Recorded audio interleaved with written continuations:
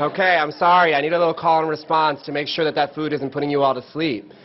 So good afternoon. My name is Javier Torres. I have the great privilege of being the director of the National Grants Program with ArtPlace America. I'm really thrilled. Thank you. Really thrilled to be here with you this afternoon.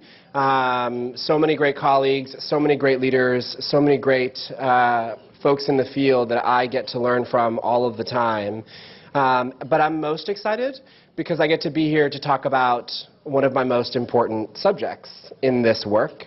And I'm not going to use the name of the panel. I'm going to call it what I called it on the conference line when we actually talked about it, which is that sometimes shit happens. And that's the reality that really we've all come to understand and to live with and to work with. But sometimes working with funders, the power dynamic is weird, and we think we need to make things pretty and floral and fun all of the time. And while it may be fun most of the time, it's definitely not fun all of the time. So I have the great privilege of sharing the stage today with an amazing woman and leader who has really exemplified somebody who has worked tirelessly with her community, especially when times got tough, and are really excited for her to share some of the insights that she's learned and for us to get into a bit of a dialogue. So without further ado, I'm going to ask Susan Tate to come up here and introduce herself and the great work she's been doing in Lawrence, Kansas.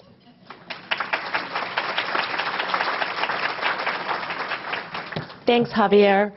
I would like to begin by saying I am extremely humbled to be here, and I realize just in this day, as it's gone so far, I'm surrounded by people with tremendous expertise in the area of creative placemaking, of working with artists and supporting artists and putting artists at the lead of projects.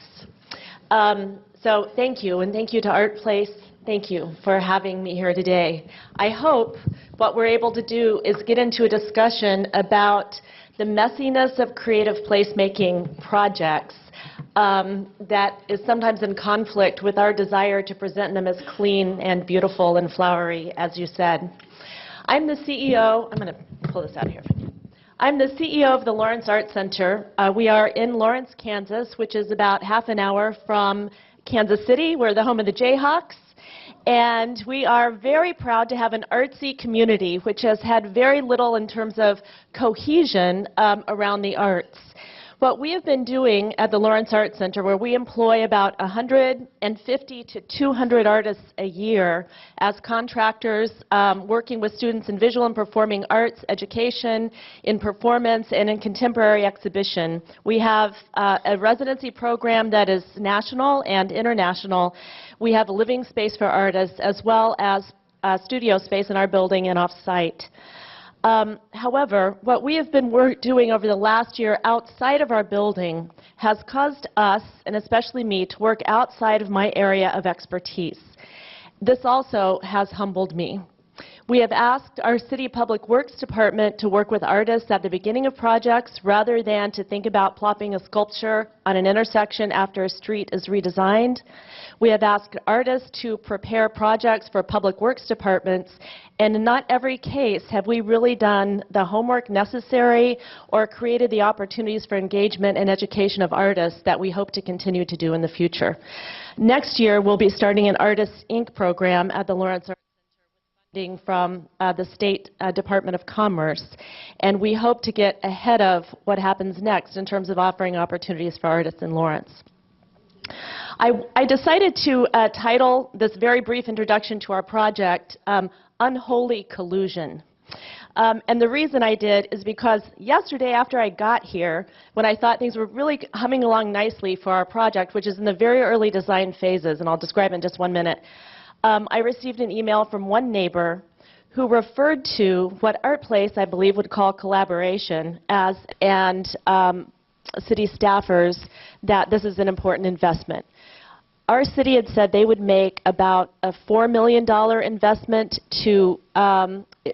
we would leverage the ArtPlace grant, and they would make a $4 million investment in bike lanes, redoing the street, and investing in infrastructure along the street. That's why it became difficult. And when they were questioned on what the details of our grant were, they didn't exactly know. They just knew that we had applied for an ArtPlace grant. I didn't exactly know what to do either, because I felt the grant was our sort of private intellectual property, and we went back and forth about whether to release our full ArtPlace narrative to people who were asking. I knew that when I had applied for an ArtPlace grant, I hadn't been able to at least see a full one. I know it's a competitive process, it's intellectual property. And some neighbors under the Kansas Open Records Act demanded our grant. They went to the city and requisitioned all of my emails to city officials for the 3 or 4 years I had been working in my position. And I didn't really know I actually really didn't know what to do.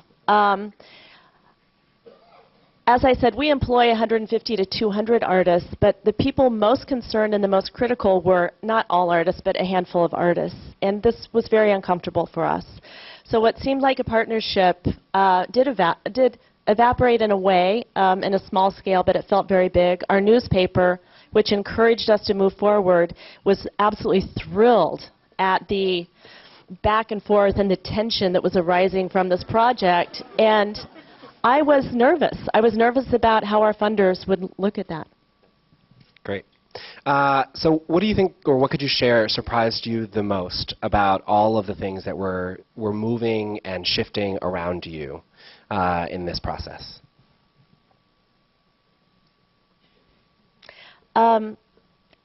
It surprised me that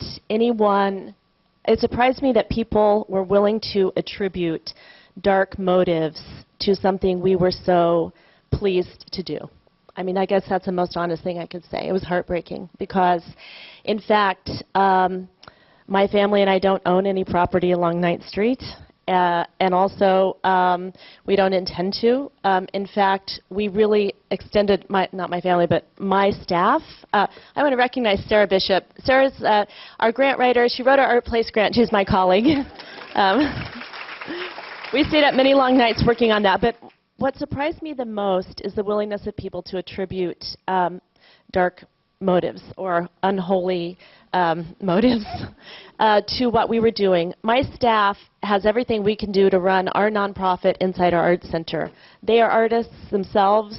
They work hard. They're not highly compensated. And they wanted to do this as a gift to the community. So I think that was surprising. Right. So my last question before we dig into all of yours, and I'm unfortunately not on Twitter because I'm the social media failure of the ArtPlace staff. So Jamie, if there's something interesting happening that I don't know about, please let me know. But my last question for you, Susan, is what do you think you really learned, and how has it informed how you're moving forward in really working with everyone, those that agree with you and are excited about everything that you're doing, and those that may not agree with you? I was struck this morning listening to the Wildflowers presentation and subsequent ones about the many ways there are to engage a community. Really struck by that and panicked by it because I don't know where to stop. Where to stop gathering information and input and when to move forward. I think that learning that, and I don't think I have learned it, but I wonder where you say to a world where there's always one person who says, well, I didn't hear about this, I wasn't asked about that. I mean, I really take that seriously. I don't know where you say, because what we're trying to do is bring two worlds, at least two worlds together. A world of capital investment and big money and business and enterprise, and a world that moves at a different pace, and a world that feels left out of that. And also, so I don't know, I guess this is a very serious question I'm interested in further exploring. In our town, like most towns, the people who are on the city commission are just regular people, and they can make large decisions about large sums of money all the time, but when the question is art, they sometimes panic. And I understand this because we're called into question for investing in art all the time, and they don't know where to stand on the position. I think what's really So I've great learned nothing, I guess. and exciting about the question that you're raising is that if we go back to the matrix that we've been talking about all day, is that you really are bringing 5 worlds together across that x-axis of the matrix, and you're working with government, you're working with nonprofits, you're working with philanthropy and private investors, and you're working with the social, civic, and religious organizations that are part of your community. And that's why this work is so messy when you do it well. I would say that the money ArtPlace has given Lawrence to revitalize the street will be absolutely vital in keeping the elementary school open, making our community more healthful, and employing artists. But I believe that just in what is happening so far in our community, even though, as yesterday's letter proves, it's not resolved, the big investment, the big impact is already happening. And the street is almost, you probably all feel this way, but the actual physical infrastructure thing becomes a fraction of the project. So we'd love to go to you now and to have you ask some questions. I'm just going to move around because I'm the only one with a mic. So are you okay up here? Great. Just introduce yourself, please. Sure. I'm Janet Kagan. I'm with ArtForce in North Carolina. Hi. A regressive place. I wanted to ask you, I think it's a huge coup that you have all been able to appropriate Porter Arneal to come and work in arts and culture.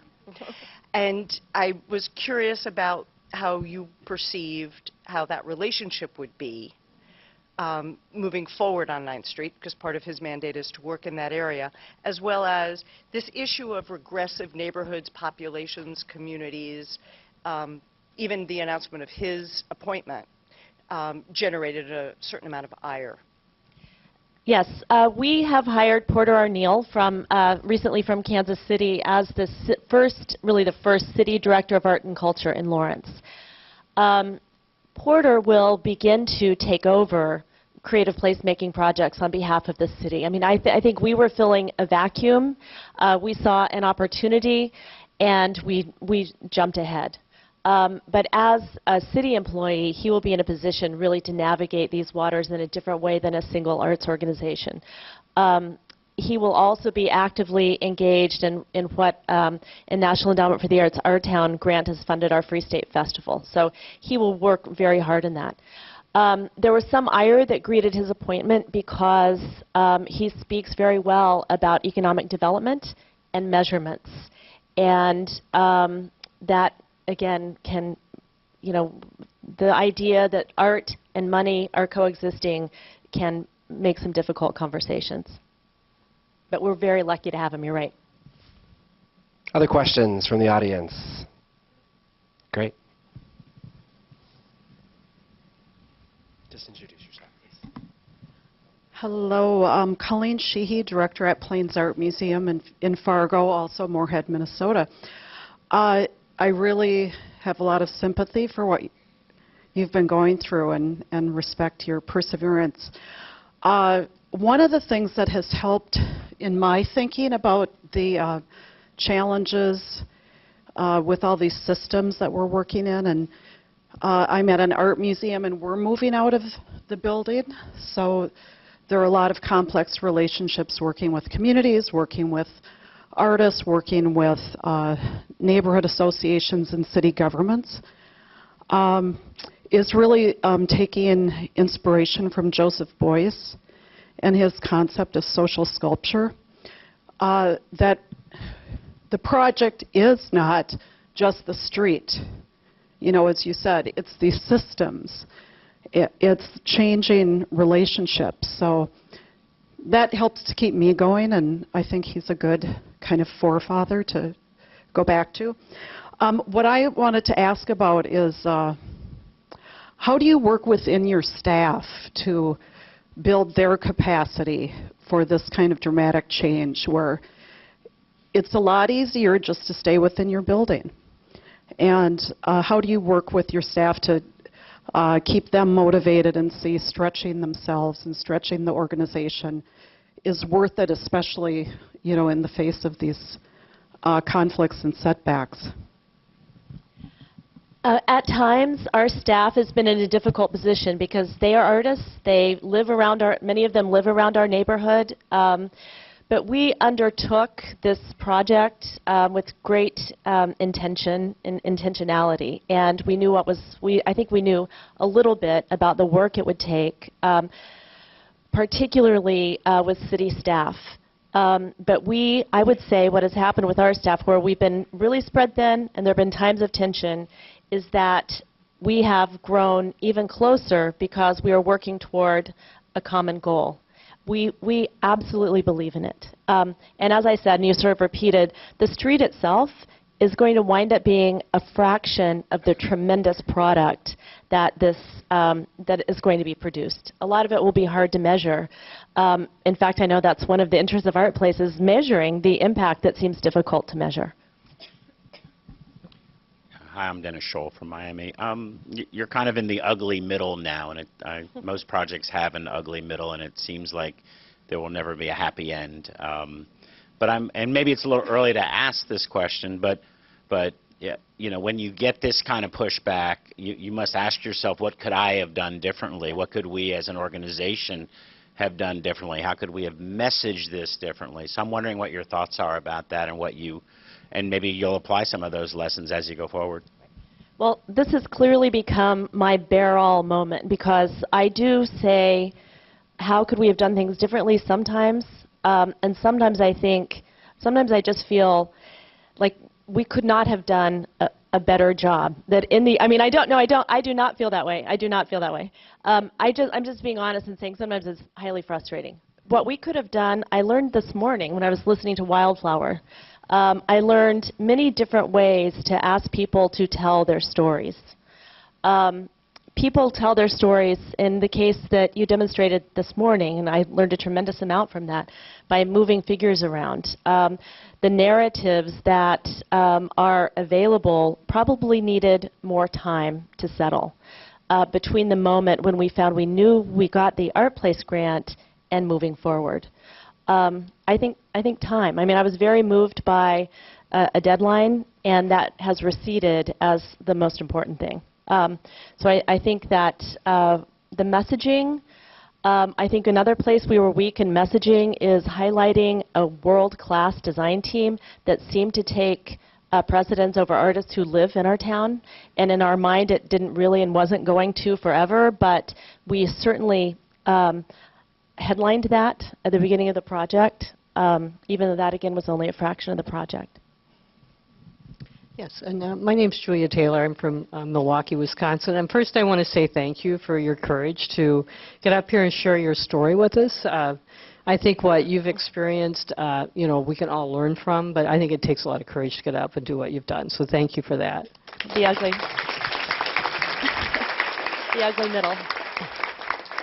And I know your community is going to be a better place in the end for all you've done.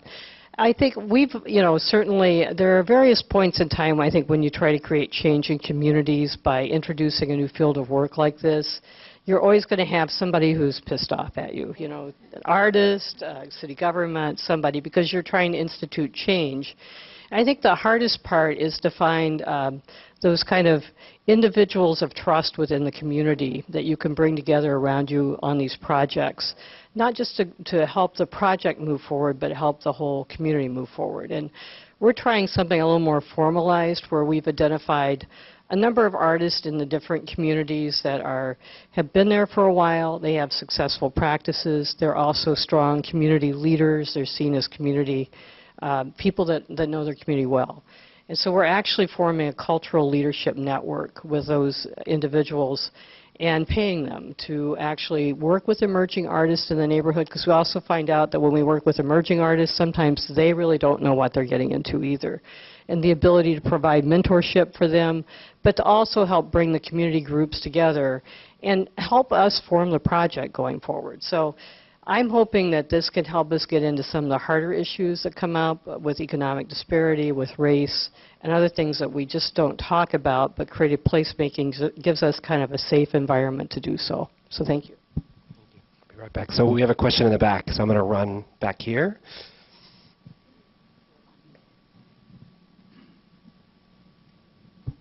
So my name is Eric Takashi. I work for the Local Initiative Support Corporation as the Director of Creative Placemaking. Thank you also for standing up by yourself since Javier abandoned you on stage. But nobody thanks for wants your to courage. stand by the ugly middle. Thanks It's okay, for Javier. the I'm courage. all right. So my question is twofold. One is, we often talk about community in the singular. But oftentimes, when we're dealing with neighborhoods and populations, there's multiple communities that exist within a geography. So I was just wondering if you could talk a little bit about how you've navigated those multiple community constituencies, and then particularly to follow up on the last comment, how have you dealt with race in Lawrence? Thank you very much.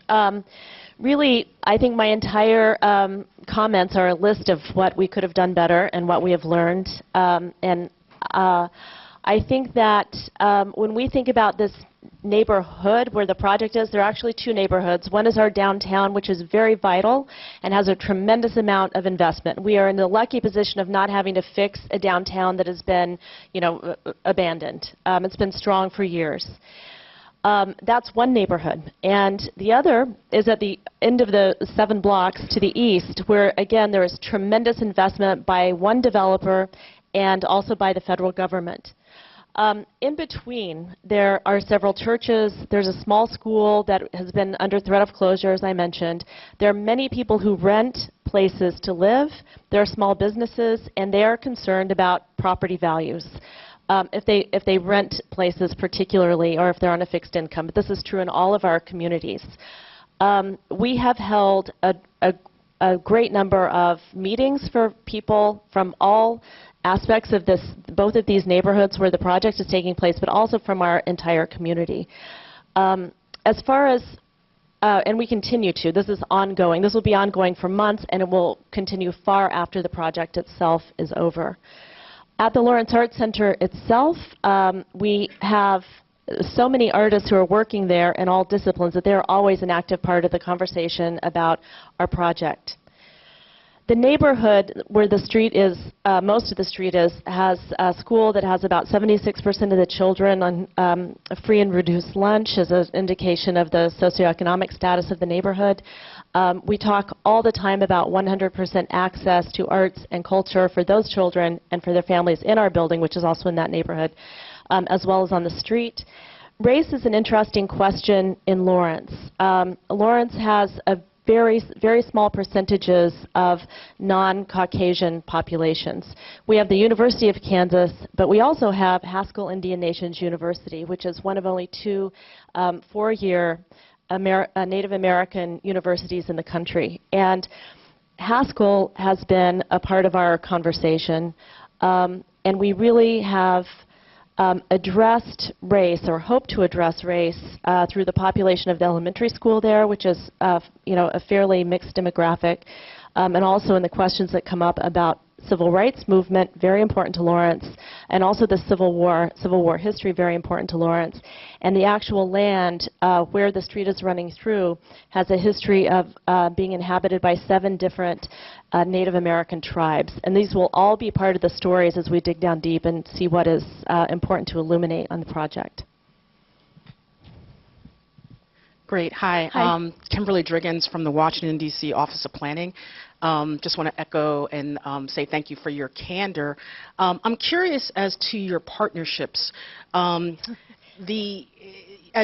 was struck when you were talking about your experience, not really surprised, as I think someone from the community development and planning world, very accustomed to contentious meetings, and some of the a skill as a planner is about facilitation, and I think that with creative placemaking and the ArtPlace investments, it's really sort of bridging the arts and culture world, nonprofits, those who are sort of doing the artistic work, as well as those who are doing the community development work. And I have some war stories for the ArtPlace projects that we had in Washington that almost died on the vine as well, but I think that sometimes there's an assumption that an arts and culture project is not going to be contentious, or it's going to be easy to bring people together. But when you're working in communities that are severely under-resourced,